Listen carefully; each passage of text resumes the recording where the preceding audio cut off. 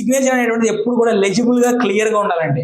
Signature ఎప్పుడైనా సరే legible గా క్లియర్ గా ఉండాలి. సిగ్నేచర్ చూడంగానే మనకి ఆ సిగ్నేచర్ లో ఉన్నటువంటి నేమ్ మనకు అర్థం కావాలి.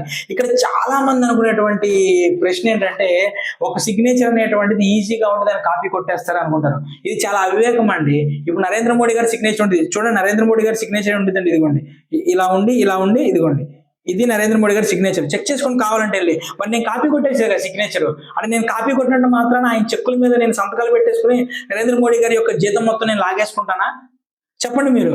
లేదు, నాగార్జున గారి యొక్క సిగ్నేచర్ చూడండి, నాగార్జున గారి సిగ్నేచర్ కూడా ఈ విధంగా చాలా ఈజీగా మనం కాపీ కొట్టచ్చు. నాగార్జున గారి యొక్క సిగ్నేచర్ కూడా చూడండి, స్టార్టింగ్ లో ఎట్లానే ఉంటుంది, ఎన్ లెటర్, ఈ విధంగా ఈజీ కాపీ కొట్టచ్చు. అలా నాగార్జున గారి యొక్క అన్నపూర్ణ స్టూడియో మొత్తం ఆయన నాకు రాసి ఇచ్చారని చెప్పి సంతకం పెట్టేసుకుని రిజిస్టర్ చేసేసుకుంటామా?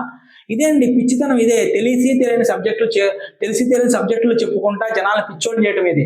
కాబట్టి గుర్తుపెట్టుకోండి, ఎప్పుడైనా సరే ఎవరి సిగ్నేచర్ అయినా సరే ఎంత లెజిబుల్ గా ఎంత క్లియర్ గా ఉంటుందో వాళ్ళ జీవితం అనేటువంటిది అంత సాఫీగా ఉంటుంది. నా దగ్గరికి రీసెంట్ గా కొంతమంది సిగ్నేచర్స్ క్లయింట్లు వస్తారు కదండి, ఏంటో సంతకాలు చూస్తే ఫస్ట్ లెటర్ ఇట్లా పెడతారు, ఇట్లా ఏంటంటే ఈ సంతకం అనేటువంటిది ఫోర్జరీ చేయడానికి వీలుగా ఉండకూడదండి. మరి నువ్వు రాష్ట్రపతివి, మరి నువ్వు ప్రధానమంత్రివి, నీకున్నటువంటి వేల కోట్ల రూపాయల ఆస్తులను దోచుకెళ్ళిపోతాడు. ఏమండి, ఇది పిచ్చితనం. ఓకేనా?